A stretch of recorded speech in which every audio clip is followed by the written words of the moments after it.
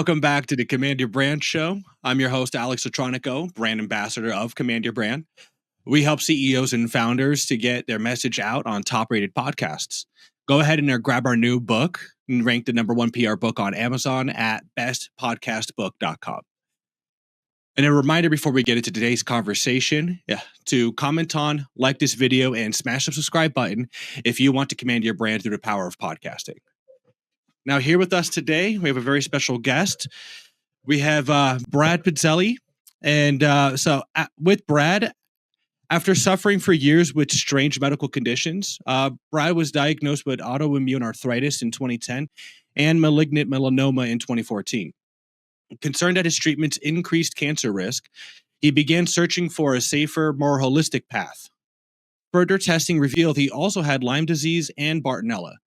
As his condition worsened with debilitating fatigue, brain fog, and mobility loss, Brad sought alternatives. And after years of trials, he discovered the power of oxygen to heal and used exercise with oxygen therapy and red light therapy to optimize his oxygen and recover his health. Brad founded 1000 Roads to share his discoveries with others and on the belief that healing should be effective, safe, and accessible. And with that, I'd like to introduce Brad Paisley to today. How's everything going? Great. Thanks, Alex. Yeah, of course.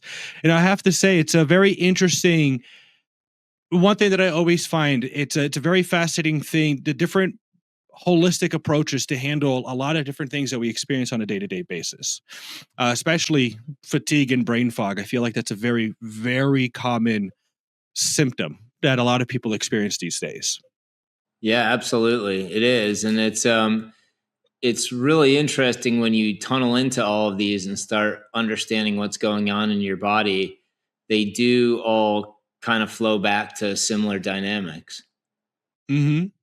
And it's very fascinating. It's like the body itself is extraordinarily resilient. And I always find that finding what the missing ingredients that the body needs usually solves everything versus a pill that you pick up on a prescription or a subscription basis.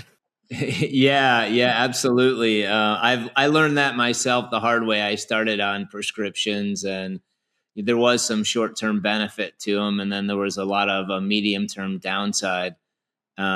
Which is, as I always tell my children, all wisdom is pain. It's just a matter of whether it's yours or somebody else's. In that case, it was earned wisdom. Yeah, understood. Well, now, obviously, through your journey, when you were facing all of these medical conditions, obviously you've worked with mainstream medicine, trying to figure out what was going on. And I guess, what was the moment that you realized that mainstream medicine wasn't giving you the solutions that you needed? Yeah, I was using a lot of medicines for my arthritis, and they were giving me symptom relief. And then I developed melanoma, and that was one of the side effects that could occur with those medications. Oh, wow. And so it was kind of a scary damned if you do, damned if you don't kind of situation. And I went back to my rheumatologist and said, "Hey, I'm kind of between a rock and a hard place here. Is there another way out?" And he said, "Well, let's just try another drug in the same category and hope your body doesn't respond the same way." And I just had all sorts of alarm bells going off. I was like, "Oh gosh, this is the one on my deathbed I'm regretting agreeing to." I'm like, "Don't do this one, Brad." And so that was when I started kind of researching, trying to find another way out, because there was no other way out that I saw. Yeah, that makes sense. And then, obviously, with what you were running into, there was a lot of, fatigue and brain fog. And through all of that, you still managed to do all of your research and build up 1000 Roads the way that you did. And so how can you say, like, I guess, how did that teach you about resilience? I would imagine there was a lot of resilience that you had to really muster to get through everything that you were running into. There it is, but it's a double-edged sword. So it's resilience, but it's also being more intelligent, listening to your body and realizing that intelligence you spoke about inside of it. Because I think when I was younger, my thought was, well, we'll just muscle through and get to the other side, and that's a win. And as I got older, I realized, well, I can push 20% more today and lose 3 days out of it. Or I can say, hey, I'm pretty close to the edge of my box where I can live right now, and I'm going to pack it in and kind of come back at it later, sort of thing. So It was definitely a balancing act. I mean, it was, trying to maintain my job at the time. It was trying to get myself better in all the research. It was taking care of the family and all the other obligations that come with life. Yeah. No, I definitely understand that. I mean, I had an interesting medical situation myself a couple of years ago, which ended up with me having to get a spinal fusion surgery. Which, at my early 30s, I always think that no, this is, that's like old people surgeries. That's not, it's not for a 30-year old. And it was very interesting. I learned very much the same what you just said. Always grew up with the mindset of just push through, just push through. But I quickly found out that if I just keep pushing through, I'm out in bed for a couple of days before I'm able to actually get back to anything. Yeah, our body's pretty smart when we listen to it. Sometimes we're not as smart as our body, though. Yeah, my body tends to scream at me sometimes because I get a little bit carried away. Yep, we've all done it. We've all done it, my friend. Excellent. Now, I was curious, how obviously you've handled and found different things that worked for you and ended up eventually building 1,000 roads. Could you tell me a bit about this journey? Like, how did you get from your personal healing and into the 1,000 roads? Yeah, my doctor, I started seeing an alternate health practitioner. He was a medical doctor, and he was trying all sorts of things, and nothing was working. And he said, you should try oxygen and look into it. So I researched oxygen and eventually decided to try exercise with oxygen therapy. Now, when I was looking, this is over a decade ago, there were just a few companies doing it, and their websites were filled with hyperbole, and they wanted really expensive prices for what they were offering. And I had tried everything at this point: diets, supplements, I mean, just everything. And so I couldn't see myself spending that kind of money on an experiment. Um, I always joke I'm a recovering engineer. I started out my career as a mechanical engineer. And so I decided to kind of figure it out and make my own. And I did it, and I started getting better. And I saw my doctor about a year later, and he was shocked at how much better I was. And when he found out I built my own system, he asked if I'd make them for his patients. Hmm, And so that was kind of the, the idea that sparked 1,000 Roads. that's amazing. I love that. And now, for people who aren't familiar with exercise with oxygen therapy, how does it work? Yeah. The best way to think about exercise with oxygen therapy is to compare it to hyperbaric oxygen. So most folks have heard of hyperbaric oxygen. People use it for medical conditions, but you'll see athletes and biohackers and other folks, actresses using it for longevity and for recovery. What happens in hyperbaric is you get inside of a tube and they pressurize it, and that pressure forces more oxygen through your lung tissues, and you're breathing high concentrations of oxygen while you're doing that. In exercise with oxygen therapy, we don't push more oxygen through your lungs. We use cardiovascular exercise, and your body naturally pulls more oxygen through the lungs. But of course, we're also getting the synergies that come with exercise. Your body adapts. When you start exercising, it goes into like an oxygen deprivation mode momentarily. And then your body has all these physiological responses. You start breathing faster and deeper, your heart beats faster, your blood vessels dilate, etc.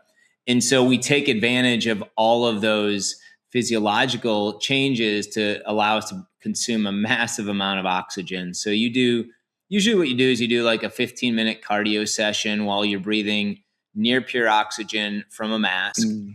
And in that period, you can take in about as much oxygen as you would in like 90 minutes in a hyperbaric chamber. Oh, wow. Yeah. That's nice.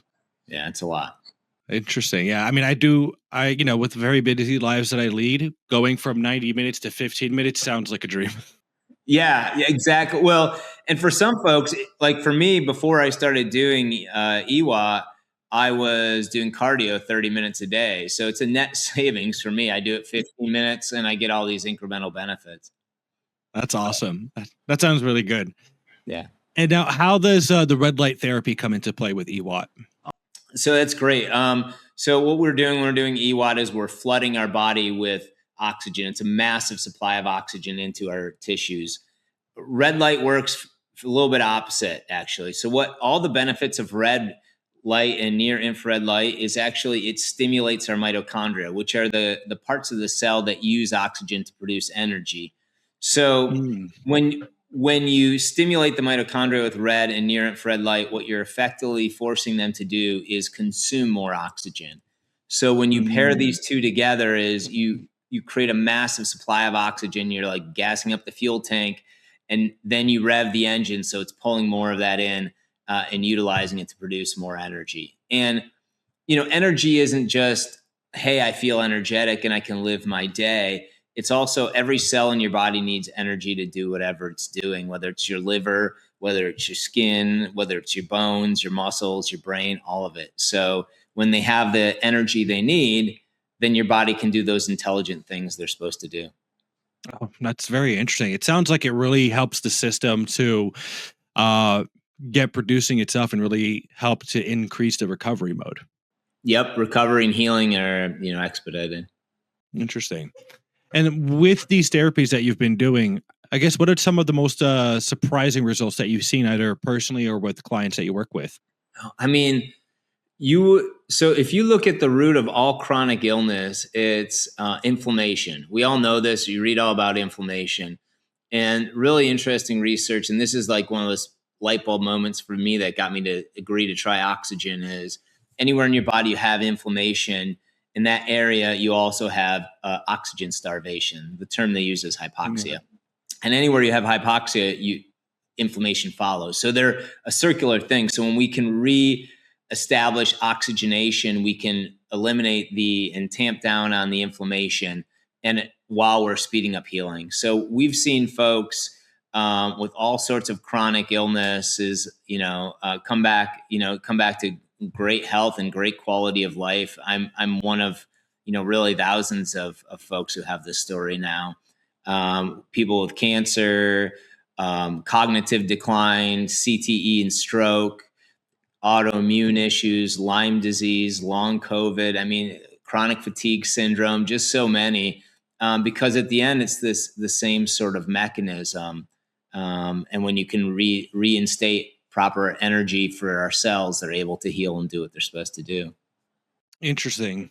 Yeah, it would definitely be something I'm very interested in looking into learning more about for myself as well, because, ever since my surgery, I'm definitely better. The pain on my sciatic nerve is significantly less explosive, but I do notice very chronic inflammation throughout the spine. It's just whether it's the scar tissue or sudden changes in temperature or rain, I'd forget about it. I'm just slowly pushing through the day, trying to muster everything, and just pain all over the place. And I know it's inflammation, and just wanting to learn more and more about how I can reduce that inflammation so I can, give my 100% of the time. Yeah, it's so hard, right? When you have one of these chronic health conditions and it can take over your life, and there's no quality of life on the days it's there. You're just focused on it rather than the things that are important to you. Yeah. It would be very much nice to get my attention back to what I'm trying to produce versus, my aching back. I definitely understand that. I spent many, many months and years in that position. Like if I could just have clarity and the energy and feel good and not hurt, like that would be amazing. Oh yeah.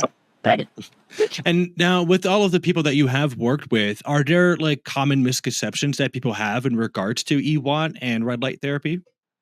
Yeah, I'd say with EWOT, a lot of times people hear exercise and they get really scared of exercise. I can't exercise. I can't do that. And as you can imagine, I just told you this list of folks who have chronic health conditions. If you have arthritis, or you've just gotten through a stroke, exercise sounds like a tall wall to climb.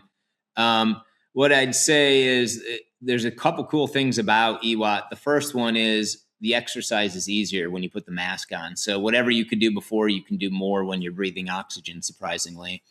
But you really don't need to start out, at marathon intensity to get benefits. We have folks starting out with slow walking, stretching. They're very sick, and they find the oxygen improves their endurance and their capabilities over time, and then they increase.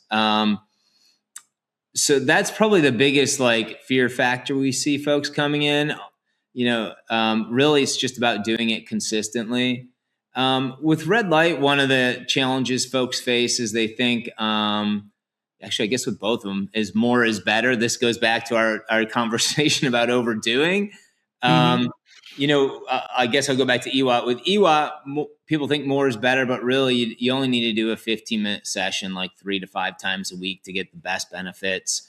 Um, you know, uh, you don't need to do more time in the day. We do have some folks who will do 6 and 7 days a week. I usually recommend at least take a day off because there is exercise involved.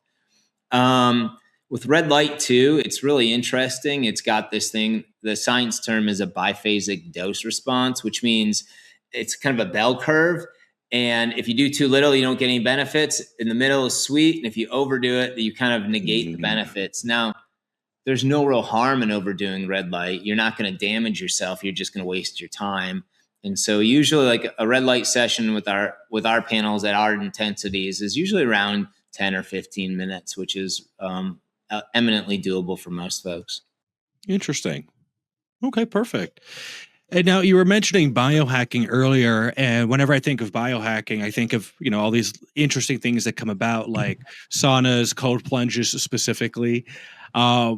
Is there any, I guess, correlation, or I guess how would you say that EWAT and red light kind of compares or works together with these other popular biohack methods? We have folks using all of these different methods, obviously coming to us and using the products. What I'd say is they all kind of work on different mechanisms and different modalities. Like, for instance, cold plunges work on a hormetic response, which is basically our body's natural response to stress. Our body experiences stress and then it learns how to adapt. That's the same actual way we benefit from exercise. Whether it's with oxygen or not, is it causes a hormetic response. Our body is like, oh gosh, I've got to exercise. I need to have more oxygen delivery. And so that's why we get in better cardiovascular conditioning as we do exercise, or why our muscles grow when we lift weights. It's hormetic response. And so this is just it depends on how you're stressing the body and how it responds. What we're really focused on with both of these technologies is truly mitochondrial health. So the mitochondria are the energy power plants of our cells, and they're actually some of the most fragile components of our cells. They get the most oxidative stress and damage, and they age quicker than the rest of the cell. And so these are technologies that really focus on them and help them reestablish more youthful dynamics. And that's really, you'll find more and more of biohacking technology focuses on trying to, obviously it's youthfulness. And so it's obviously focusing on the mitochondria, which is really at the root of a lot of it. Interesting. And it does get me thinking too, even with myself. I think I definitely need to look more into oxygen optimization because, right now I'm based in Utah. So it's a nice little high altitude. And as we know, oxygen is a little bit starved over here. Yep. And I noticed for myself when I went to go visit some friends over in Florida for a couple of weeks, I felt tremendously better. Yep. And I wasn't sure if it had something to do with the humidity, but now I'm starting to realize I think it's just the sheer levels of oxygen that's more available for me to have these, I guess, better mitochondrial responses than living in the oxygen-starved mountains. Yeah, it's exactly what it is. So we talked about hermetic response. You move to high altitude. What happens is you're in thinner oxygen, and the hormetic response to that is your body produces more red blood cells to try to extract as much oxygen out of that thinner air as possible. And then when you go down to sea level, now you're actually bringing in a greater degree of oxygen. And so what you experienced was a slight bump in oxygen. And that's the benefit you feel. So you can imagine if you multiply that however many times, imagine taking in a full day of oxygen in like 15 minutes. That's the difference. So I gotta say, it sounds like a dream. I just had a doctor who I won't mention his name, but I was on his podcast, and he bought a system, and he tried it, and he was texting me over the weekend. He's like, "You never told me about this runner's high." He's like, "Oh my gosh!" After his first session, he completely was like, "This is incredible." So we do get that response a lot of times. The first thing a lot of folks notice is really clear head, good memory, and a lot of energy, and not like I just drank 3 caffeine energy, like just a smooth, like I'm able to do what I want to do, and I feel 100% me, versus sometimes I feel like I'm phoning it in, sort of thing. That's amazing. I gotta say, it sounds almost too good to be true. Yeah. My joke when I first got into looking at EWOT was, the hard part about marketing EWOT isn't finding a benefit to talk about. It's that there's so many benefits. It's almost shocking when you look at it, for health and benefits. And the craziest thing is it's just oxygen. You're like, so what's the down? There's really no downside to it. Right, right. That's so interesting. And speaking of all of this, I guess with the broader biohacking and wellness landscape, how do you see the oxygen optimization fitting into all of these? Well, it's gotten larger and larger. You'll see more people talking about oxygen in a variety of different ways. The more well-known cousin, of course, is hyperbaric oxygen. So you'll see people talking about that. Excuse me. But I think the deal is, the challenge with hyperbaric oxygen for most folks is it's time and money. To buy a chamber to put in your house, they're like $15,000-$30,000 sort of thing at least, and you got to spend 60 or 90 minutes in it, and most of us don't have time for 60 or 90 minutes. And those are the soft shell ones, which have more mild benefits. The hard shell ones that have the real benefits are in a doctor's office, and they cost $300 or $500 a session. So Wow. So that's a challenging thing, and both from a time commitment and from a money perspective. And that was something I actually looked at early on before I did EWOT. EWOT's like something, it's a one-time purchase. You put it in your home. It's 15 minutes a day. Most of us, almost anyone can find 15 minutes. And so it becomes a more sustainable thing. So you're hearing more and more about it in the biohacking community. And I think it's only likely to grow because, as I said, like oxygen is just so important. And it's not just breathing. We all breathe oxygen every day. But as we get older, our bodies lose the ability to utilize that oxygen. And so these two technologies, when you pair them together, bring back more youthful dynamics that allow our cells to behave more youthfully and do the things they used to do and work the way they're supposed to. Interesting. So it sounds to me that obviously for those who are experiencing a lot of chronic fatigue, brain fog, and other medical conditions, obviously there's a huge benefit to this. But it's not just for sick people necessarily. It's anybody who's just trying to improve physical health and longevity. That's right. I mean, there's a lot of research on it, on exercise with oxygen therapy and red light therapy for improved athletic performance. And, we have a lot of customers who are seeking, athletic optimization, everything from professional to college sports, to weekend warriors and just people trying to hit a new PR. So it's kind of like there's a lot of athletic folks doing it. There's a lot of biohackers and people like longevity seekers. And then, of course, there's a lot of folks like myself who came into it with the chronic illness. Interesting. Perfect. And, I did have one question that I forgot about earlier when we were on the topic of recovery and improving overall health when you're already in a weakened state. I guess, how does the oxygen optimization help to fight these like inflammation and even cancer? Because I'm very curious how that relates. Yeah, that's pretty interesting. So as I mentioned, inflammation, it can't occur in a place that's well oxygenated within the body. It has to have oxygen deprivation. And so what happens when we do EWOT specifically is normally you're breathing and your oxygen's being attached to your red blood cells, and that their primary job is to carry it throughout the circulatory system and into the body. But as we age and as we get inflamed, our circulatory system gets inflammation as well. And it actually, some of our capillaries, which are the end runs on our circulatory system, they're thinner than a human hair. and they'll just swell shut. And now red blood cells can't get through that capillary.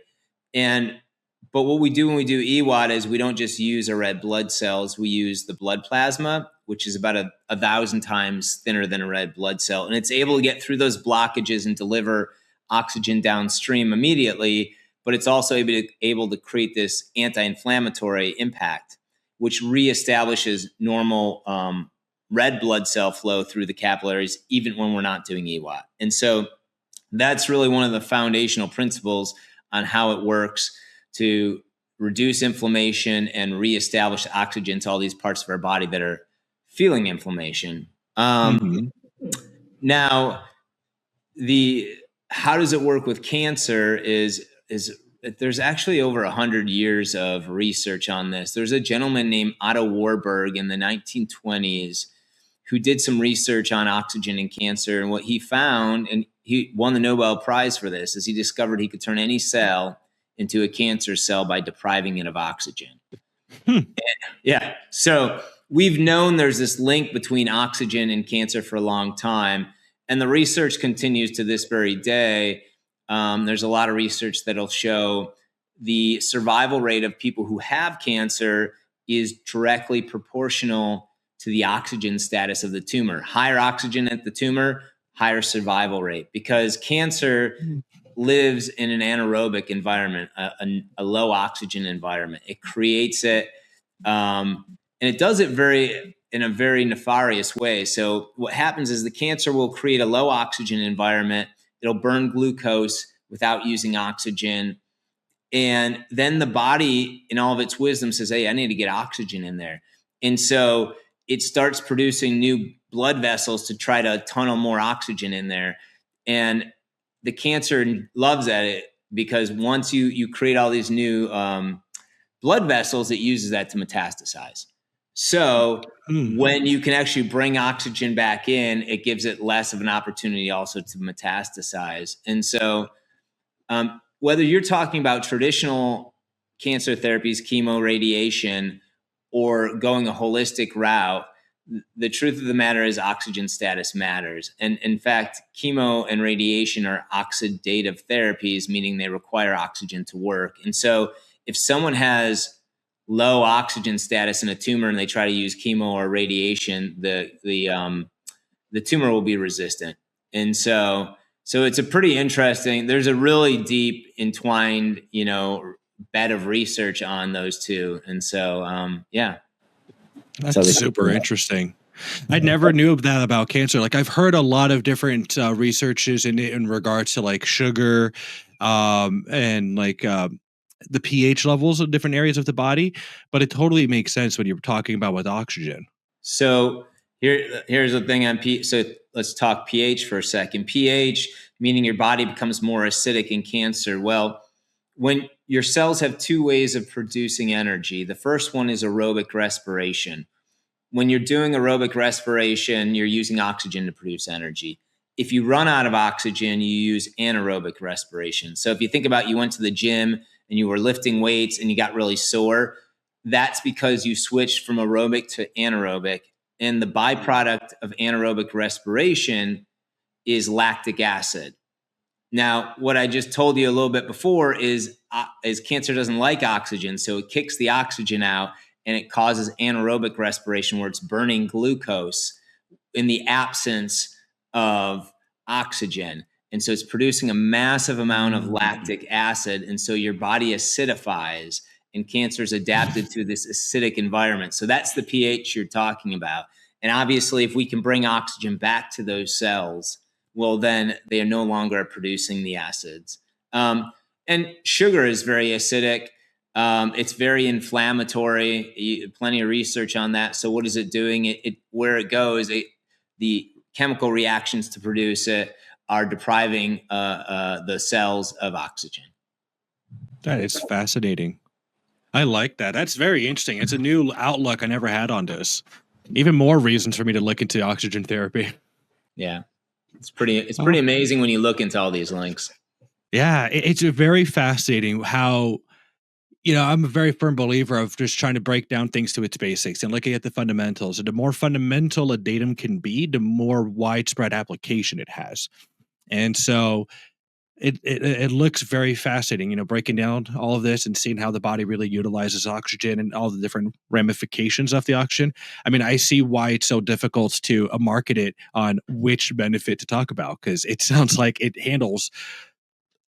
basically sounds like a fundamental of all fundamentals, or pretty close to it. And we all know the fundamental truth is life didn't explode on Earth until there was oxygen. We've all read that since we were young kids, right? So guess what? And here's how important oxygen is. The mitochondria inside our body used to be another organism. That's why they have mitochondrial DNA that's different than our regular DNA. And so somewhere along the line, one of our ancestor bacteria said, wow, that thing's producing a lot of energy. We could have a real symbiotic relationship. I'll suck that thing in and it'll produce energy and I'll protect it.